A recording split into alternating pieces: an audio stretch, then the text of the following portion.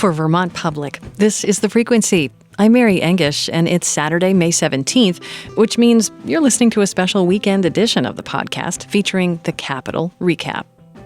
Coming up, why education reform talks have become messy.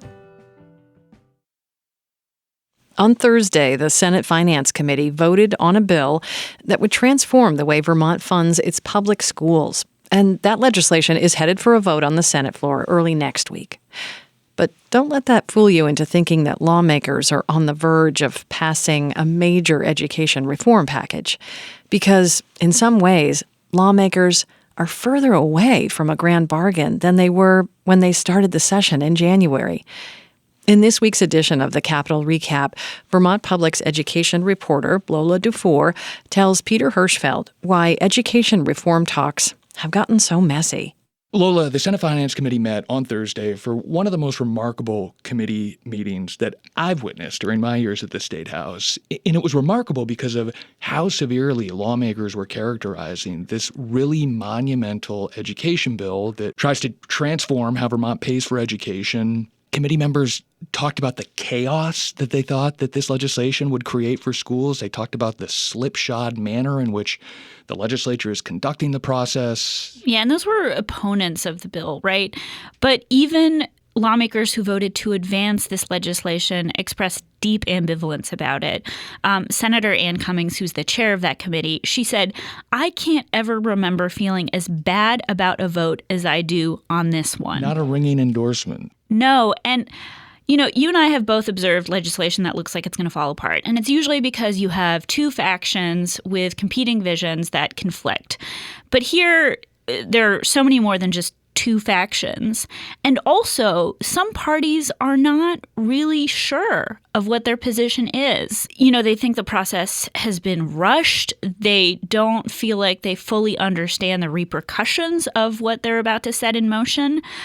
But they also feel this desperate need to show voters that they are taking action and think that the current system is untenable. This bill is a direct response to the 14% increase that Vermonters saw in their property tax bills this year. And broadly, it tries to get at that issue of spending by changing the way we fund school budgets. Instead of voters making spending decisions at the local level, we would see the state from on high set a per-pupil based formula that determines how much money each school is going to get to educate its kids.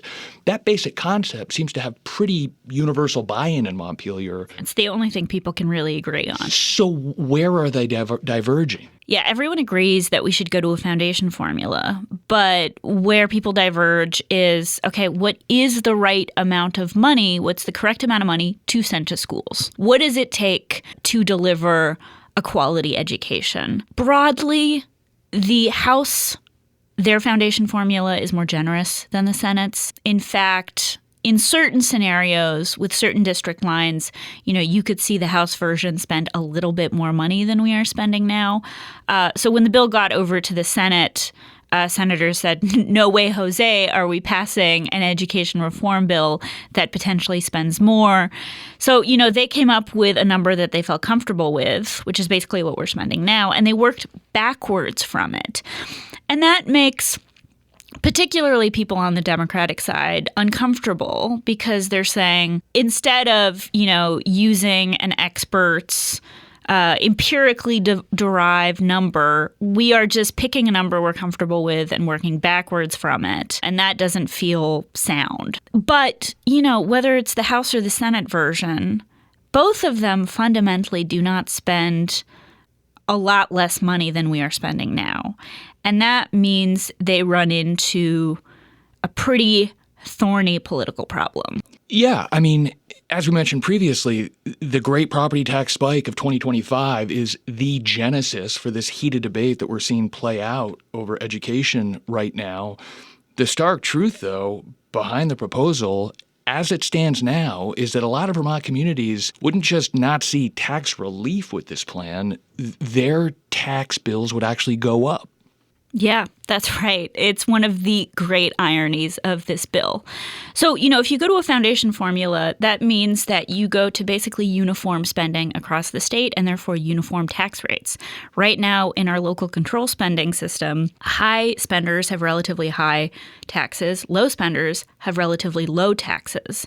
And so those low spenders would see their taxes go up, and those high spenders would see their taxes go down. Now, it is important to note that, the winners are losers here and the losers are winners, in that if your taxes are going up, that's also because you're seeing more money for your schools. If your taxes are going down, that's also because you're seeing less money for your schools. Yeah, but we know generally the lower spending districts are economically disadvantaged, more conservative, more tax resistant.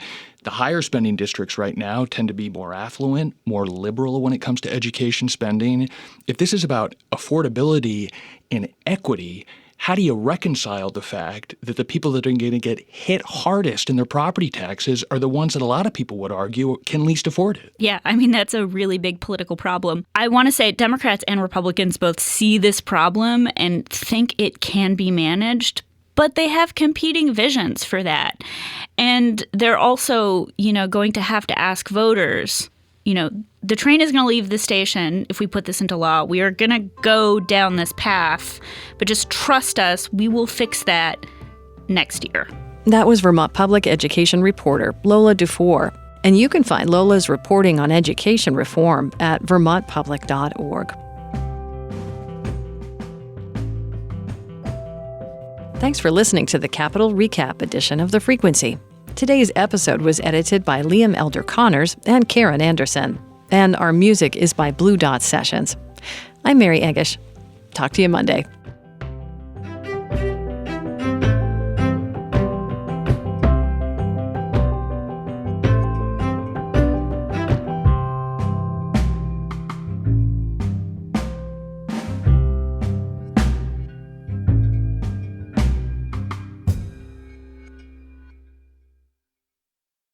Planet Money helps you understand the economy. We find the people at the center of the story.